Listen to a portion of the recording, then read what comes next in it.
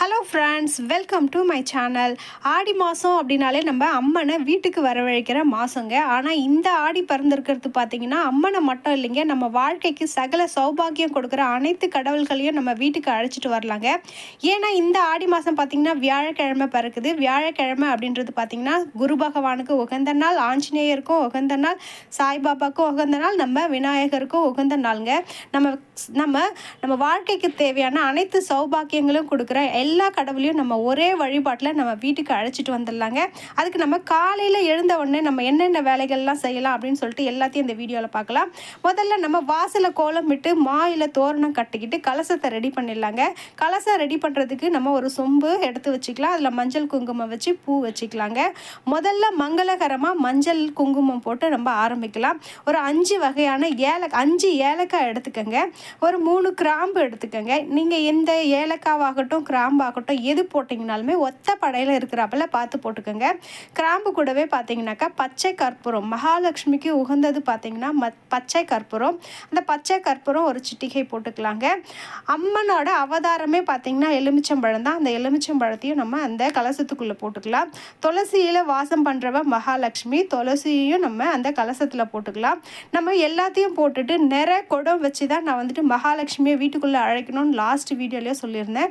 அதனால் நிறை குடம் ததும்ப நம்ம பார்த்திங்கனாக்கா தண்ணி ஊற்றி நம்ம மகாலட்சுமிக்கு தேவையான கலசத்தை ரெடி பண்ணிக்கலாங்க.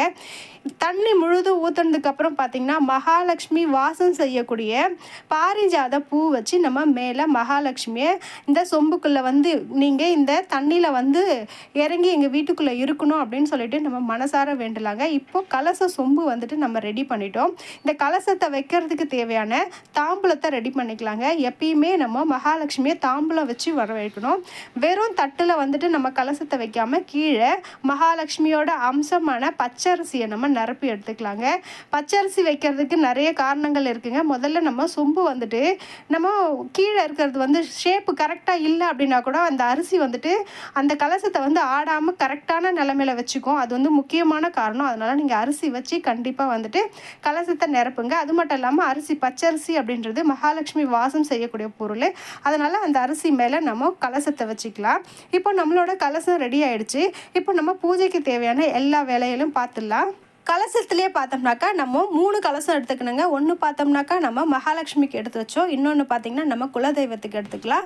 இன்னொன்று பார்த்திங்கன்னா பஞ்சபாத்திரம் தண்ணியில் பஞ்சபாத்திரம் எடுத்துக்கலாம். எப்பயும் நம்ம வீட்டில் யூஸ் பண்ணுறது. அதுலேயும் இதே மாதிரி பார்த்திங்கன்னா துளசி போட்டுக்கோங்க, பச்சை கற்பூரம் கொஞ்சம் போட்டுக்கோங்க, நம்ம பன்னீர் ரோஜா பூ கொஞ்சம் போட்டுக்கோங்க. பூ சாமந்தி போடுறத விட பன்னீர் ரோஸ் போடுறது ரொம்பவே நல்லது. மகாலட்சுமிக்கு உரித்தானது அப்படின்றதுனால அதில் நான் பாரிஜாதம் போட்டேன். ஆனால் நம்ம குலதெய்வத்துக்கு கலசம் ரெடி பண்ணுறோம், பஞ்சபாத்திரம் ரெடி பண்ணுறோம் அப்படின்னாக்கா நமக்கு பன்னீர் ரோஜா ரொம்பவே உகந்தது. இதனோட வாசமும் சரி, அதனோட மருத்துவ குணங்களும் சரி நமக்கு ரொம்ப நல்லது. அப்படின்றதுனால நம்ம சாமந்தி பூக்கா பதில் நம்ம இந்த பன்னீர் ரோஜா யூஸ் பண்ணிக்கலாம். இப்போ மகாலட்சுமி இது ஒன்று, குலதெய்வத்து ஒன்று, நம்ம எப்பயும் யூஸ் பண்ணுற பஞ்சபாத்திரம் ஒன்று, 3 கலசம் நம்ம ரெடி பண்ணிட்டோம். இப்போ பூஜையை ஸ்டார்ட் பண்ணிடலாம்.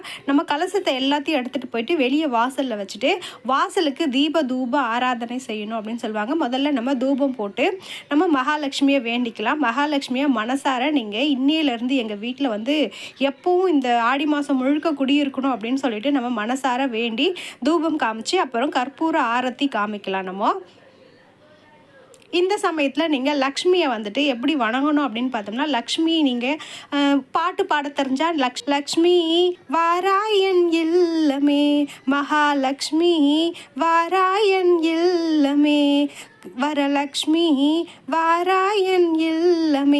ஒவ்வொரு முறையும் நமக்கு தெரிஞ்ச எல்லா லக்ஷ்மி பேரையும் சொல்லி நம்ம வீட்டுக்கு வரணும் அப்படின்னு சொல்லிட்டு வேண்டிக்கிட்டே நம்ம கற்பூர ஆராத்தி காமிக்கலாம். ஆராத்தி எடுக்கும் பொழுது உங்களால் பாட்டு பாட முடியல, சோஸ்திரம் சொல்ல முடியல அப்படின்னா கூட நீங்கள் உங்கள் வீட்டில் லக்ஷ்மி பாடலை டிவிலையோ உங்கள் ஃபோன்லேயோ போட்டு விட்டுட்டு கூட நம்ம பூஜை பண்ணலாங்க. அந்த மாதிரி பாட்டு கேட்கும்பொழுது கூட நம்ம மனசு ரொம்பவே சாந்தமாக இருக்கும். இப்போ இந்த மாதிரி பாடல்கள் எல்லாம் போட்டுட்டு நம்ம தீப தூப ஆராதனை காமிச்சு நம்ம கலசத்தை உள்ள எடுத்துட்டு போகலாம். நமஸ்தேஸ்து மகாமாயே ஸ்ரீபீட்டே சுரபூஜிதே சங்க சக்கர கதாஹஸ்தே மகாலட்சுமி நமோஸ்துதே, மகாலட்சுமி நமோஸ்துதே, மகாலட்சுமி நமோஸ்துதே.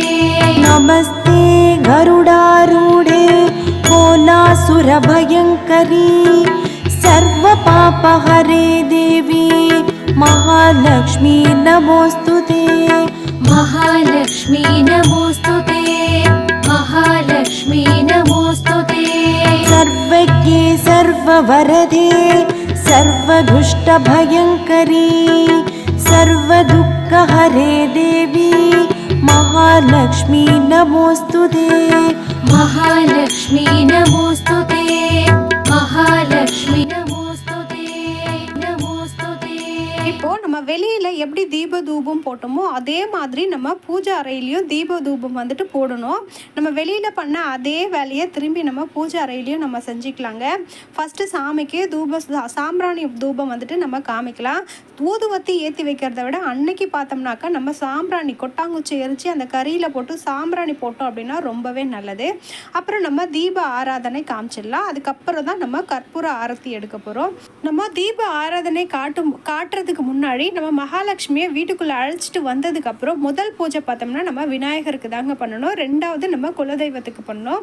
அதுக்கப்புறம் தான் நம்ம மற்ற தெய்வங்களுக்கு எல்லாருக்குமே பூஜை பண்ணணும். அதனால் ஆரத்தி காட்டுறதுக்கு முன்னாடி நமக்கு விநாயகர் வந்து உங்களுக்கு மந்திரம் தெரிஞ்சுது அப்படின்னாக்கா மந்திரம் சொல்லுங்கள், அப்படின்னாக்கா சுக்லாம் பரதம் சொல்லி கூட நம்ம பூஜை வந்துட்டு பண்ணி முடிச்சுட்டு அதுக்கப்புறம் நம்ம குலதெய்வத்தை வேண்டி பூஜை பண்ணிக்கலாம். அதுக்கப்புறம் மகாலட்சுமி நீங்கள் என்றைக்கும் நம்ம வீட்டில் வாஸ்து செய்யணும் அப்படின்னு சொல்லிட்டு மனசார வேண்டிக்கிட்டு நம்ம கற்பூர ஆரத்தி எடுத்து நம்ம வீட்டில் இருக்கிற எல்லாருக்கும் வந்துட்டு கற்பூரத்தை வந்துட்டு ஒத்திகைக்கு கொடுக்க அதுக்கப்புறம் நம்ம பிரசாதத்தை மற்றவங்களுக்கு கொடுக்கலாம். அதே மாதிரி பூஜை பண்ணுறதுக்கு முன்னாடி ஒரு 2-3 விஷயத்தை நம்ம தெரிஞ்சுக்கலாங்க. எப்பயுமே அம்மனுக்கு வந்து பிடிச்ச கலர் பார்த்திங்கனாக்கா சிகப்பு நிறம் அப்படின்றதுனால முடிஞ்ச வரைக்கும் பூஜை பண்ணும்பொழுது நம்ம சிகப்பு நிற வளையல் நம்மளோட சாரீ எல்லாமே பார்த்திங்கன்னா சிகப்பு கலரில் இருக்கிறது ரொம்பவே நல்லது. அதே மாதிரி சாமிக்கு வைக்கிற பூக்களும் பார்த்திங்கனாக்கா சிகப்பு நிற பூக்கள் கிடைச்சிது அப்படின்னாக்கா அன்னைக்கு அம்மன் வழிபாடுக்கு பார்த்திங்கனாக்கா அந்த சிகப்பு நிற பூ ரொம்பவே சாமிக்கு உகந்த கலரு. அதனால் அந்த பூ வச்சு வழிபடுங்க. எனக்கு வந்துட்டு ஒரு சில விஷயங்கள் வந்துட்டு ஒரு சிலர் சொல்லியிருந்தாங்க, அது உங்களுக்கு இந்த டைமில் பகிர்ந்துக்கணும் அப்படின்னு நான் ஆசைப்பட்றேங்க. மகாலட்சுமி தாயை வேண்டிட்டு நம்ம அந்தி சாஞ்சதுக்கு அப்புறம் விளக்கேற்றி சிகப்பு நிற பூ வச்சு நம்ம என்ன வேண்டுதல் வச்சோம் அப்படின்னாலும் 5 வாரத்தில் வந்துட்டு அதே வேண்டுதலை அவங்க நிறைவேற்றி கொடுப்பாங்க அப்படின்னு சொல்லியிருக்காங்க. அது எனக்கு நடந்தும் இருக்குது. நீங்களும் ட்ரை பண்ணி பாருங்கள். இந்த மாதிரி நம்ம வெள்ளிக்கிழமையும் பார்த்தீங்கன்னாக்கா இதே பூஜையை பண்ணலாங்க. இதே பூஜையை நம்ம கலசத்தை வெளியிலேருந்து எடுத்துகிட்டு வராமல் ஆடி வெள்ளிக்கு இதே மாதிரி ஏதாவது ஒரு பிரசாதம் செஞ்சு பொங்கல் வச்சு நம்ம அம்மனை வழிபடுவோம். இன்றைக்கி வியாழக்கிழமை அப்படின்றதுனால ஆடி முதல் நாள் நம்ம அம்மனை வீட்டுக்கு அழைச்சிட்டு வந்திருக்கோம். நாளைக்கு பார்த்திங்கன்னா ஆடி முதல் வெள்ளி. அதே மாதிரி நம்ம அம்மனுக்கு பொங்கல் வச்சு வழிபாடு செஞ்சு நம்ம அம்மனை நம்ம வீட்டில் ரொம்பவே சந்தோஷப்படுத்தலாம். அவ்வளோதான் ஃப்ரெண்ட்ஸ். எளிமையான முறையில் ஆடியில் அம்மனை நம்ம எப்படி வீட்டுக்கு வரவேற்கிறது அப்படின்ட்டு நான் உங்களுக்கு சொல்லிட்டேன். இந்த வீடியோ உங்களுக்கு பிடிச்சிருக்கு அப்படின்னா மறக்காமல் எங்கள் சேனலை லைக் பண்ணுங்கள், ஷேர் பண்ணுங்கள், சப்ஸ்கிரைப் பண்ணிக்கோங்க. பக்கத்தில் இருக்க பெல் பட்டனையும் கிளிக் பண்ணிக்கோங்க. அப்போ தான் எங்களோட வீடியோ உங்களுக்கு நோட்டிஃபிகேஷனாக வரும். அடுத்த வீடியோவில் பார்க்கலாம். தேங்க்யூ.